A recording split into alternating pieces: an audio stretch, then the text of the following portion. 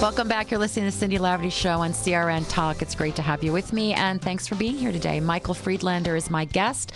Michael is in studio with me. Michael, thanks so much for being here. Hey, nice to be here. Okay, so we're talking about the inspiration behind the book. Yeah, well, what happened was, after I'd sort of noticed that what you heard was not often the truth, I started looking at the scams. I looked at Enron and some of the other bigger scams, and I was just intrigued by the fact that the leaders of those scam companies and the professionals that were advising him had none of the qualities that Nelson Mandela was famous for. So let's talk about what were his inherent qualities aside from his huge amount of courage? Well, if there was one quality that he has that just stood out for me, it's this quality of always putting the interests of those he represented ahead of his own personal interests. He demanded that of his followers, and he led by example. And if you think about it, it's absolutely massive, because all of the problems we faced recently has been because people put their own personal interests ahead of the interests of those they represent. Right. And I think people are starting to figure that out as well, don't you? No, yeah. And they're getting fed up. Yeah, there's no question. And the reason that Congress has the low standing that it has, regardless of parties, is exactly that. Everybody perceives members of Congress as putting their personal interests ahead of the interests of the country. Well, and so far we haven't had any evidence that that isn't true. No, that's exactly right. And the other really interesting thing is that what gives somebody moral authority is you have to lead by example. Right. And Nelson Mandela had this enormous moral authority, and there are tons of stories that I could relate to you about how he demonstrated that. But if you're Let's actually describe what moral authority means. It's a word. It's two words that are tossed around a lot, but I'm not sure anybody really gets the integrity of that. Well, in my mind, moral authority is taking the high moral ground and living it out. No matter what. Yeah, you don't just talk the talk, you walk the walk.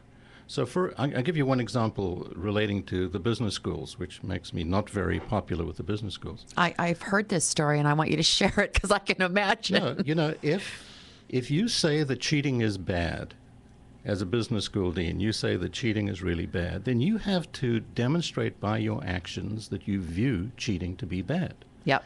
You can't sit back and allow your students to cheat and not do anything about it and not take it seriously. Do they know that this cheating is going on? Sure they do. Sure they do. I mean, there are independent surveys out there that show that business students cheat more than any other kinds of students. Really? It's a known fact. But there are all kinds of issues there where they're worried about donations, they're worried about contributions, they're worried about alumni. And, the other interesting thing for me is that, the major publications out there that rank business schools, for example, don't take cheating into account. So I can tell you as a former CEO, I wouldn't want to hire somebody who came from a school where there was rampant cheating. And you could find these studies easily. Yeah. Go to Google and look for cheating at business school. Cheating at business school. I've never thought about actually looking for that before, but okay. So Nelson Mandela had this high moral authority, and he had amazing negotiating skills. No, that's exactly right. And basically, by having that moral authority, he demonstrated an integrity, which is really important, because when you negotiate with somebody, you have to know that you can trust them. Right. And he, as I say, he led by example. So I'm losing a little audio here. Me too. Okay. Sorry. He led by example. I got that. Yeah. And, I think that the way he conducted himself, he won the respect of those who were his adversaries. And I think the problem that exists right now is that I don't think our leaders exude the kind of moral authority that you need. So, for example, if you claim that you don't want to leave our children this huge debt, and you turn out to be a deadbeat dad, right? Well, you can't claim to have any moral authority, right? And this is totally bipartisan. You can't claim one thing and then by your actions do something else. So it begins in the family. It begins right. when we're raising our children. I mean, because I think people think of Nelson Mandela and think, well, this is a whole political arena. But this man possessed qualities that we can all bring into our daily lives. No, I can give you a great example. If you say to your kids, don't smoke, and you smoke, Right.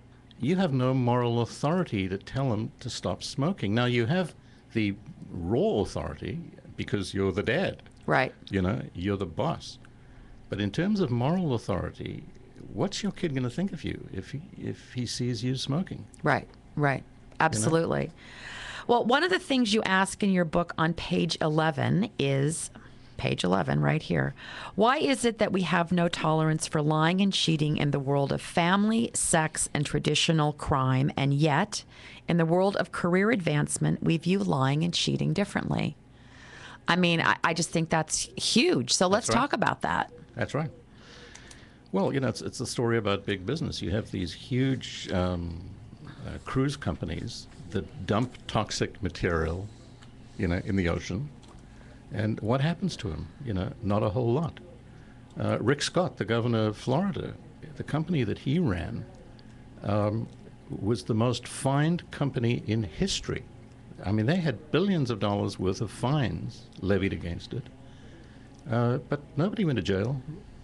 You know, nothing serious happened to him. And the guy's now governor of Florida.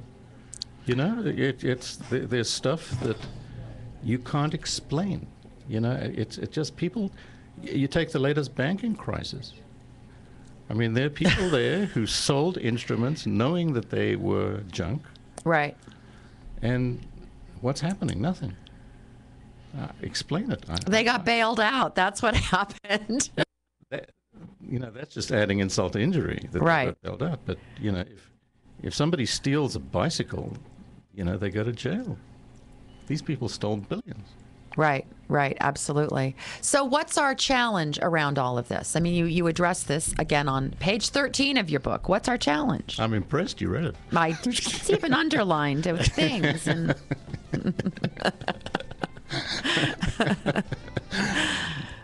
what is the challenge? Well, you We know, might have to come back. We got about 30 seconds. the challenge is we got to take a deep breath and clear our heads and do the right thing, I think. All right, well, let's come back because that's a bigger subject that I want Yeah. to talk about. So stay with us. You're listening to the Cindy Laverty Show on CRN Talk. I'll be right back.